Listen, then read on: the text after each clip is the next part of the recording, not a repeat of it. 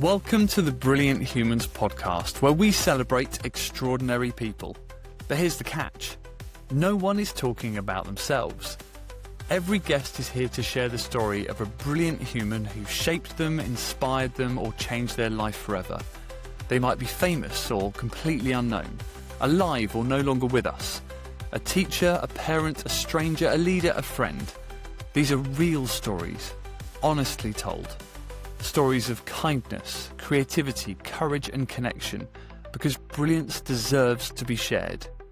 This is the Brilliant Humans podcast. Welcome to the show. On this episode of the Brilliant Humans podcast, I am joined by Helen Amery, a Mace Energy Method Practitioner. Founder of Wild Fig Solutions, which helps people become free of limitations. When she's not working with clients, she enjoys yoga, hot tubs and good food.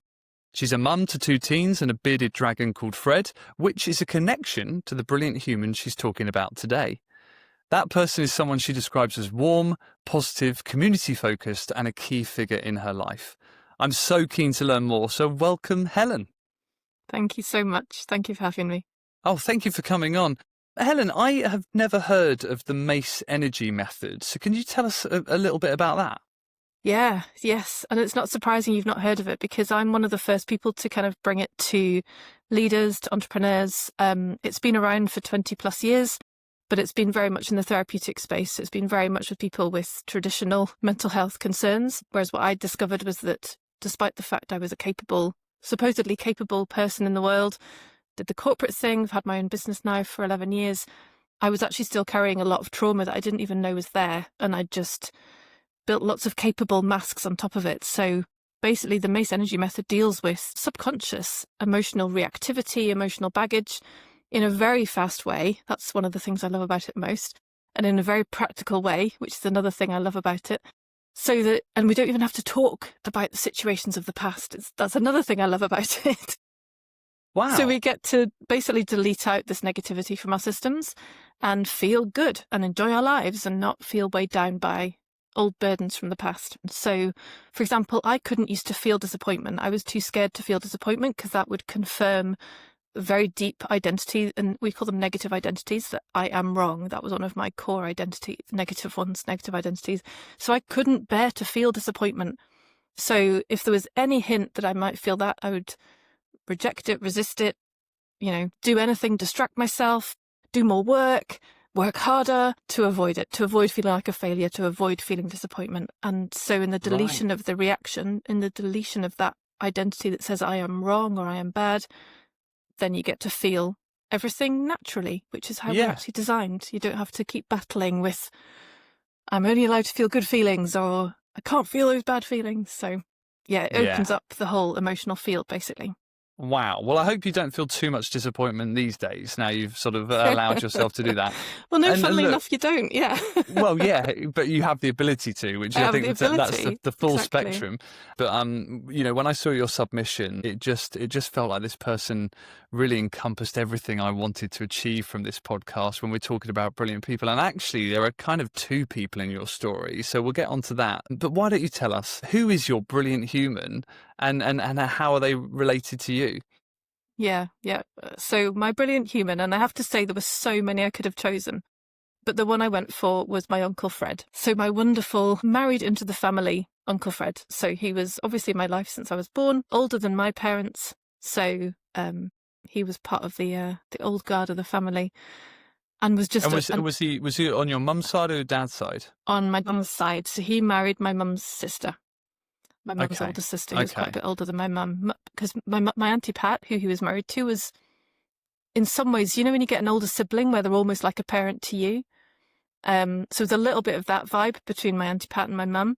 And then, she married Uncle Fred, and he was an absolutely divine, incredible person. It sounds like you're speaking about him in the past tense. So is he sadly no longer with us? He is, yeah. So he passed away 7 years ago, I realised, when I was preparing for this. So 2018. He unfortunately got cancer. And we don't know for sure, but we've got a feeling that he knew there was something wrong. And he just didn't tell anybody till it started to become to a point where it's too late. So he didn't have treatment or anything. It was kind of this is it now. So absolutely heartbreaking. Never cried so much for somebody passing away as we did for him. Yeah, absolutely sobbing, heartbroken, because he was such a beautiful person. But equally, obviously, those moments are also really beautiful because you get to meet all these people whose lives he touched and hear different stories that you would never hear otherwise. Really celebrate him as well as an incredible human. Well, let's celebrate him today. So I want to celebrate Fred. Again, I know nothing about him, so this is where you're going to be the narrator of his story for the next half an hour. What was your sort of earliest memory of him? You said he was brilliant. You said he was a huge impact in your life. So can you pinpoint that first memory that you had when you were a little girl? Oh, wow. Do you know what? No, I can't. But the thing that really stands out for me, which is there are a few consistent themes throughout the whole of our experience with him, which to me just encapsulates what brilliant humans are like. So I always remember him being kind and caring. He was warm. He was patient. But the thing that really stands out the most was he was so damn funny. And not in like a telling jokes way, although he'd sometimes do that. He was just really daft. Like he would play the fool. He would act like he didn't understand something. He would act like the buffoon, you know.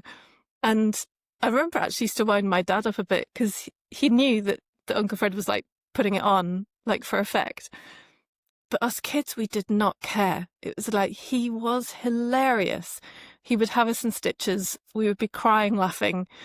And he would just, even when he did the same thing over and over again, like, I don't know, pretending like he got lost on a journey, or the classic that me and my sister were remembering as I was preparing for today was, do you remember the board game Boulder Dash?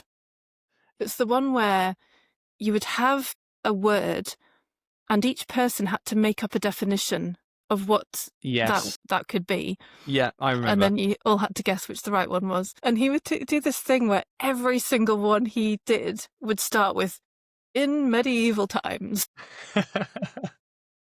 And it was literally every single time. And he'd make up some really daft long thing with lots of silly words. And so everybody obviously knew that wasn't the right one, because every single time Uncle Fred would be in medieval times. Nevertheless, I really hope there was one occasion where it was a medieval word, surely that's not the case. Yeah, I can't remember, but you see, this is the kind of thing where the details fall away because it was just hilarious. And it really reminded me of that quote. I believe it's attributed to Maya Angelou on a bit of research. It was like, not necessarily hers by origin, but she's well known for that quote about people forget what you said, they forget what you did, but you will never forget how they made them feel. And that's just the epitome of what Fred was like, because there are so many details that I haven't retained. Like you saying about, what's your earliest memory? I don't know, but my God, he was a great person. Yeah, what did that medieval thing actually come up? I don't know, but I was laughing, rolling on the floors. It doesn't matter. No, it doesn't matter, because I think that's it. I love that quote. And that's the first time that's come up on this podcast, actually, surprisingly. Yeah. But it's so relevant, isn't it? And so he acted the buffoon. What did he do for a living? What was his background? Yeah, so he was actually a really smart guy. He worked in insurance. Not surprisingly, he was very successful because he was great with relationships. So he worked for a number of different insurance companies over his time. He did a great job. He enjoyed his career. But he also kept work at work and kept home at home. Like, my Auntie Pat actually comments on that to us sometimes, because me and my husband have both been really, me less so now, but I have in the past been such a workaholic, because I was desperately trying to avoid that belief that I was wrong. And she'll often comment on how, just not to take life so seriously, remembering Uncle Fred, remembering the fact that, yes, he did his job. Yes, he cared about doing a good job. Yes, he wanted to make that positive difference there, but he left his work at work, and then he gave real quality time to his friends, his family. And you mentioned before about what I said about community work. He worked with Rotary and all spin-offs from that. So he did lots of good things in the community as well, and with the young people in the various places they lived around the country. So, yeah, Yeah, he was a perfectly capable human as well. Yeah, which actually kind of makes the sort of buffoonery even funnier, in my opinion, when you know Yeah. that actually you know that they're not stupid. So he met Pat. Did they have children? What was their family Mm. situation? Yeah, no, they met quite young. They were similar age. Yeah, I think maybe a year or two apart. So they were a similar age together. They had two kids, Ian and Christine, who are now, like, I always think of them, yes, they've always been older than me, but it's nuts that now they're like 60, 65. It's like, that is wrong. They cannot be that old. They're my cousins. But yeah, they had a gorgeous family life. They had Pixie the dog, who was a gorgeous, I don't know what she was actually, but lovely, shaggy, friendly, lovely dog. One of our jobs was feeding her when I went to go and stay. And I mostly remember them living in York. So that's where, when we were growing up, that was the main place that we knew them to live. Okay. It's a very nice Because place. when you're talking about him, like I can really feel you go back to that world. You know, those kind of Yeah. salad days of growing up with Uncle Fred and Auntie Pat and the dog, and so all these years later, like, what do you think the biggest impact that Fred had on you? Like, how did he change the way that you see the world today? Well, do you know, it's interesting because I almost feel like he's been like this. We knew obviously he was massively important when he was alive, but I don't think he overtly impacted my way of being until now, until these later years. So I kind of think that I was off on my own little track, obviously connecting back to what I said at the start. I was living with some unknown negativity, so I was really quite hard on myself. I had a lot of negative thoughts about myself. When we do that within ourselves, that often then spills out into the world, and we can be quite judgmental, and we can be rushed, and we can be busy, busy, busy. I was always a busy, busy, busy person, stress and reactivity with my kids when they were little. So I wasn't I wasn't the living embodiment of Uncle Fred when my kids were small. You know, I wasn't that fun, jovial, buffoon-like person. I wasn't even always that caring to my kids. Like, I remember I was quite stroppy with them sometimes. And in hindsight, obviously I'd love it to be different, but it wasn't. In hindsight, it was inevitable, given where I was. But what I feel like on the back of the work I've done since and in these recent years, he's like always been this sort of quiet guiding light. It's like this quiet knowing inside, because really he was the living embodiment of who we really are. You know, that all of those qualities I said at the beginning, that is the embodiment of who we really are. And so it's almost like it's taken me my journey to get to this point to go, oh yeah, now I can actually start living and feeling and being more of my version of that. So it doesn't mean I'm going to replicate everything that Fred did, because Fred, of course, was a unique person and nobody could ever be like him, same as nobody could replicate any other human being on the planet. But those qualities, I can start to naturally live and embody them more now and remember that kind of impact that he had on people. And do you think other people saw that as well? Do you think other people felt the way you do about Fred? Yeah, I think so. You know, I mean, nobody is all one thing. We've all got different sides to us. We've all got a different way we'll show up with our loved ones at home, to how we show up at work, to how we show up with friends. But I do feel like there was a very consistent Fred who showed up in all those places.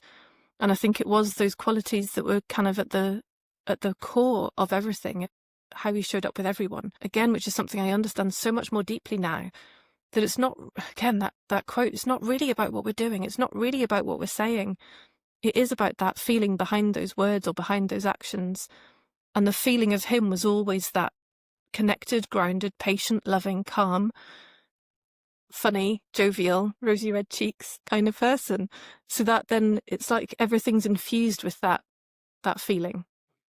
But it sounds like if he wouldn't need the Mace Energy Method. It sounds like he kind of just naturally got it. I mean, what's the trick to this? Surely you meet people in your line of work where they just walk in and you're like, you've just kind of got it. And it's really weird, because I think about my granddad, who was also called Fred. So maybe there's the trick. Maybe it's just the name Fred. It's the name. And you know, my granddad again was just, he would talk to prince and pauper. He was always looking on the bright side of life. He loved life. Again, he was very jokey. I don't remember him being in a bad mood, quite frankly, in his whole 94 years. But there are just those certain people. So how do you think those people come to not have the shackles that perhaps you and I do, and we have to work on? Yeah, it's a really interesting question. Because, I don't feel like he had any of that kind of stuff hanging around. And it wasn't like he had any kind of special childhood. I believe that he didn't even live with his mum and dad the whole time. His parents split and he ended up living with an auntie and uncle at one point. So it wasn't like he sailed through life in a core nuclear family, you know. Yeah, I don't know. And I don't know whether there's kind of there's literally no rhyme or reason to it. Because you could equally look at my life and say, well, in contrast, my growing up was much more steady than his. And yet I collected a whole bunch of negativity along the way. So we can't, I think it's one of those things we can't humanly fathom the whys or wherefores. But how amazing when you get to have an experience as a person or with a person like that who lives it and breathes it and just is it. Yeah, absolutely. And I think one of the threads that seems to be repeating itself in every episode of this podcast is gratitude. And that's either the brilliant human that's talking about the brilliant human, and we're grateful for those people and we have the ability to see that. But also it feels like all of these brilliant people kind of have that gratitude built in. Was that the case with Fred? Yeah, that feeling of gratitude for life, like the gratitude for the opportunity to be alive and to live a life. Yeah, for sure. Not an explicit way, but that quiet, because I guess if you're enjoying your life, it's almost like those two are synonymous. Gratitude and enjoyment of life are like the same thing, because it's like, wow, look at this, look at what we get to do, look at what we get to create and who we get to hang out with. And yeah. So, I think you're right, and I think that. it's a habit, isn't it? You know, actually, the more you're grateful, the more you enjoy life, and the more you enjoy life, the more you get to be grateful for the small things.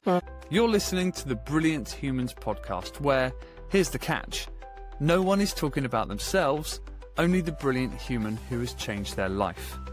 If you've got someone you'd like to celebrate, drop us a note at brillianthumanspodcast@gmail.com.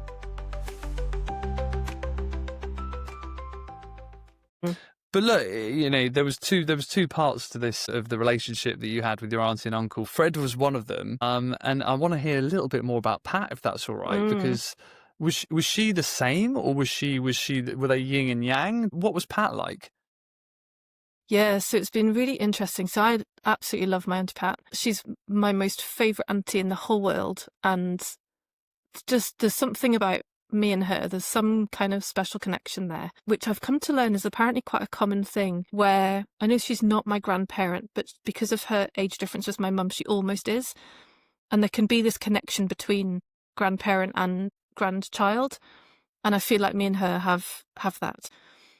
But interestingly, she always felt like she was in the background when Fred was alive.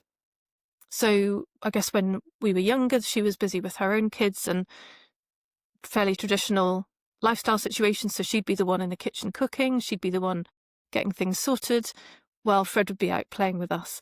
So she was much more of a background kind of presence in those days, but still very calm, loving, compassionate, patient. Really, yeah. So in that way, that's why they were such a gorgeous match for each other. And so it was interesting how it was actually more, as they got older, but particularly after Fred passed away, that Pat kind of, well, he was gone. So there was no Fred for her to kind of be behind. And she wasn't behind him in a bad way. It wasn't like he was pushing her away or anything. It was none of that. It was just that was her natural position. And then once he'd gone, she stepped in. She had more of a role to play. So she plays an amazing matriarchal role for our family. For a number of years, she's been the one to get everybody together for Christmas gatherings and make sure that people are staying connected. Less so now as she's getting older, but she really has played an important role for us there, so that aunties and uncles and cousins that I'd never have seen otherwise, we actually do get to see each other. We have got to see each other. We've got to follow each other's lives from, even if it's just one get together a year at Christmas. Just, you feel like somebody's just always got your back. And even if something went wrong, you would know you could go to them and say, oh, this has happened, or I've done this, and you would just know there would be good would be cool with you. They would still love you, you know, fundamentally, that unconditional love that no matter what, they've got you. And that's priceless. Yeah. Oh, wow. She sounds like an amazing woman. Is she still in York? Is she in Yorkshire? She is. Yeah. She is. Yeah. So not too far away. So it means we do get to go and see her every now and then. Which is great. And I think that's so, I mean, I really think, you know, another one of the reasons why I wanted to do this is to really try and highlight the power of community, and it takes a community to raise a person. And I'm personally, I think it's so important to keep your families together, particularly when you start losing the top layers, for someone else to step in. And certainly I feel like with my family, we're managing to do that, even though my grandparents, who are definitely the connectors, at Christmas, we still all get together, and we still try and get together in the summer. And I think it's so, so important. How lucky do you feel that they're yours? How lucky do you sort of sit back and just go, oh my word? Yeah, they've been such a special influence in my life. And for my kids too, like, you know, as I say, they don't know them like I knew them. We haven't seen them as much as I used to see them when we were growing up. But I think they also still feel that feeling when they're with them. So me and my daughter went to see Pat. Me and her had gone up for York for some reason. And we said, oh, we'll pop in and have some lunch together. And it was so nice because my daughter at that point was, 13, 14, an age when generally they don't speak to you as a parent. Fair enough. But it was so nice seeing her there at the table and chatting so comfortably with Pat and just really relaxed. And again, when you're with somebody who's supportive like that and who's got you, it is natural, isn't it, to just feel okay and to have that conversation and not feel awkward. Yeah. Not feel like the teenager that you are elsewhere. Yeah, and I mean, look, really random question, but I bet Pat makes a great cup of tea. She does. Well, do you know, actually, so she does, except her own tea, it's like teabagging out. Like, it is the weakest Is she tea. really from Yorkshire? Not originally, no, she's from Newcastle.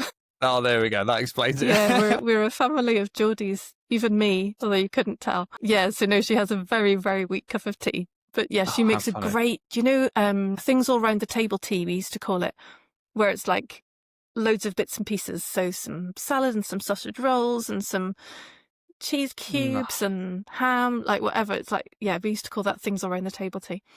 She does a mean rice salad as well as great baking. So honestly, it's so weird because even when you're talking, this sounds like my grandparents and the memories it's bringing back for me, because that was my grandmother. Again, she sort of took a bit of a backstage to Fred. She was maybe with a bit more serious one. But again, would always have a cup of tea if you needed it. Would always have sausage rolls and cakes and things like that. Oh, it's just so lovely. And again, I think in this fast-paced world, how often do we actually stop and think about these things? We're always running forward. We've always got something to do. And so I love just taking a moment with you. And we've never met, and yet we're sharing these memories together. It's so lovely. Yeah. So when you think about the biggest lesson that Fred and Pat have taught you, I know you said all those little aspects which you feel that you carry now, but what's the biggest lesson that you'd like other people to maybe think about, Fred? I think it's that human to human connection, and knowing that really when it comes down to it, I'm going to bring that quote back again, at the end of the day, nobody's going to care about the work. Nobody's going to care about your achievements, really. They're going to care about were you able to connect with people, were you able to be compassionate with people, were you able to listen to them and give them space and let them live their life their way, which he also was really amazing at. Yeah, I think it's the relationship, it's the connection. Yeah. No, I really, that really resonates with me. And I think we need that in the world more than ever right now, I would say. We all need to remember we're all humans. So this next question, it's a little bit of a weird one, particularly when we're talking about someone that I naturally feel very drawn to and I can relate to, because it feels a bit odd. We've talked about how brilliant they were, but no one's perfect. You know, no one is perfect, and acknowledging that is important, I think, sometimes. Was there anything he could have done differently? You know what? Genuinely, there's nothing that comes to mind. Now, maybe that's because I didn't know him well enough. Perhaps because I didn't live with him 24/7. One thing's just come to mind, what Pat would say. He was rubbish at DIY. So do not get him near a screwdriver. In fact, we were up, I can't remember what it was. Pat needed something putting together. And so my husband, he's very handy. He's very good at DIY stuff. So he's like, oh, I can do this for you while I'm here. Have you got a screwdriver? And Pat's like, yeah, I think so. Let's go out to the garage. And, you know, like all the like 1970s equipment, which, I mean, to be fair, was in pretty good condition, but perhaps that's because Fred never used it. So it's like taking the lids off all the things to try and find a screwdriver so that James could do this thing. Anyway, that was the one thing. She was like, he was no good at practical stuff. He was no good at handyman stuff. Don't put him near screwdrivers, hammers. So yes, okay. I guess an example of like, yeah, nobody's perfect. And I'm sure he had other challenges as well. But yeah, that's the one thing that comes to mind. That. Well, that makes me feel a bit better because I am also useless at that stuff. So okay, I mean, awesome. it's good to know you could be thought of as a brilliant human, but not be very good at DIY. But actually, I mean, talking about challenges and obstacles, I mean, at the moment, I've got this very rosy picture of your time with him, and you can remember that. Did he ever have to go through obstacles? And if so, how did a man like him kind of face those? To me, he kept it all very quiet and private. So whether he would talk to that with my parents, I don't know. But my sense was that him and Pat kept that all quite between themselves and within their families. And I don't know whether that's a generational thing, you know, the kind of, no, that's for us, that's private, that's, yeah, that's not for the kids to know. Yeah. Yeah, I know. I wonder if it is a generational thing or whether it's a sort of protection thing and he just wants to protect the world from that. Who knows? But maybe. Yeah, I mean... Do you know one thing that he was really honest about was, and this was kind of funny because he played the organ for the church, but he did not believe in the Bible. And I kind of liked him for that. And I've never gone into the research of it. From what he shared, it sounded like he'd done actually some pretty good research. Like it wasn't just an empty statement or a completely ungrounded reaction. But what was fascinating is he did the research, but he still saw the power of what the church could offer in terms of that community and that togetherness and, you know, the power of singing collectively and positive thoughts, you know. So he still saw that and he still wanted to be a part of that, which again, I think speaks so much about the man. Yeah. Yeah. And you know what? How many people, I don't know about you, but I certainly know people who've called themselves religious and not necessarily acted in a way that's in alignment with what their religion espouses. So whatever beliefs anybody has, it's all about how you actually live and breathe it. And that can be with or without any religion. It doesn't, to me, that's secondary to how you are as a person. Absolutely. Absolutely. I that really lands with me because I can think of a few individuals and I can think of a few sort of societies that maybe use religion, you know, in a negative way. But for me, as long as it spreads love and forgiveness and humanity, and you used that word earlier about him, it was that humanity and loving other humans for who they are. I love that. So, I mean, thinking about the work you do, you say you help people escape limitations. Did Fred ever give you anything which sort of you feel did the same for you? Well, so there was this one time, and I've got a really clear memory of sitting in the dining room, we were having dinner together, and Pat and Fred were visiting. And I don't know how the conversation got onto it, but we ended up talking about flying in your dreams. So I don't know if you've ever done that, but I had never, ever had a flying dream before. Have you had a flying dream? Right. Where you like feel like you're flying? Yeah, but do you know what? It's weird because I won't go too far down the rabbit hole with this, but for me, I have flying dreams, but it's actually an effort. Interesting. So it's actually, I have to actually like strain to fly. It's not free and not requiring any of my energy. It's actually requiring energy like you're running a marathon or something. Oh, okay. Interesting. So, well, this night at dinner, talking about flying dreams, and Fred was telling us about this amazing flying dream he'd had, where just soaring through the sky, effortless, unlike yours, so sorry. He was just flying effortlessly. We can do some analysis after the end of the podcast. And I remember sitting there going, oh my God, I have never had a flying dream before. These flying dreams sound amazing. And that night, what happened? I had a flying dream. I have never had one since. But that night, I had the effortless flying dream experience, and it was amazing. And I'll never forget that. So huge thank you to Uncle Fred for that one. Yeah. Have you ever sort of analysed why that might have been? Why you've never had one since? No. So from my understanding of our lives now, how this whole experience works is that we can create anything that we put our attention on. And we do create anything that we put our attention on. So people who create businesses and build buildings and artwork and music, we create that because we've put our attention on something on purpose. And the natural state of things, the natural order of things is that we create what we have our attention on. What that means is if we've got our attention on negativity, we create more negativity, as I've come to learn in later life. But in that moment, I think what was genuinely happening was just that pure natural process of I'd put my attention on flying dreams. I'd heard Fred describing it. And therefore, I think I just created it in my dreams for myself that night. Yeah. Yeah, it's really cool. Wow. So now I'm curious if that's going to happen tonight, now that I've been talking about it. I know. I was going to say, I will message you if it does happen tonight. But mine are never that enjoyable because I actually have to work at it. So, yeah, I wonder what that says about me. But, yeah, what a great anecdote. Well, look, Helen, it brings me on to my last question, which is often the most beautiful part of the episodes. If you could say anything to Fred right now, what would you like to say to him? Randomly, the thing that keeps popping into my head is the fact that we named our bearded dragon after him. Because it's the highest of honours. It was actually decided at his funeral because I don't know if you know about bearded dragons, but you don't know their gender until they get a bit older. And our bearded dragon at that point was we'd had him, we now know as a him, about 2 weeks at that point. So we didn't know what gender it was. And we were trying to find a name that could go either way. And so when we were at Fred's funeral, my son was like, what about Fred? Because it could be Frederica or it could be Frederick. So Fred was christened, our bearded dragon, who is now, whatever that is, 7 years. Yeah, 7 years old. So, I've forgotten your question now. What was the actual question? No, I think, do you know, it's funny. The question was, what would you say to Fred if you had the chance? Yes. But I kind of love your answer because I think he would probably chuckle and he'd probably make a joke about medieval words or something like that. But, and what about Pat? This is a great opportunity to say something to Pat. And sometimes we forget to tell people that we love them or we're grateful for them. So finishing it off, what would you say to Pat then?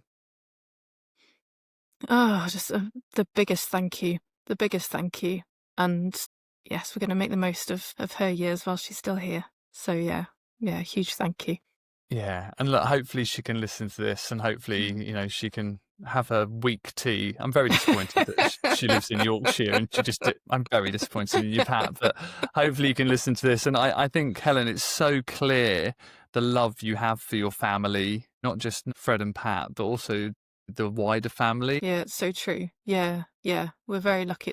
We've got big family, both sides, my mum's and my dad's. And it's a really lovely thing to have those relationships. Yeah. It really is. And look, that has flown by for me. And I've really loved getting to know, you, but I've also loved to get to know Fred and Pat as well. So thank you so much for coming on and sharing them with us, with the world. And there's certainly some lessons in there that I'm going to take forward and remember when I might get a bit grumpy about things. It's actually be human, have fun, don't take things too seriously. And thank you, Fred, I guess.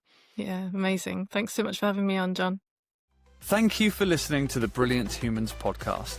If you've got a brilliant human you'd like to celebrate, then email us at brillianthumanspodcast@gmail.com to find out how to share their story. Or, if you've got someone you'd simply like to thank, why not tell them now? It might just make their day. And if you've enjoyed this episode, please don't forget to follow, like, or leave us a comment. It really helps more people discover these brilliant stories. See you next time.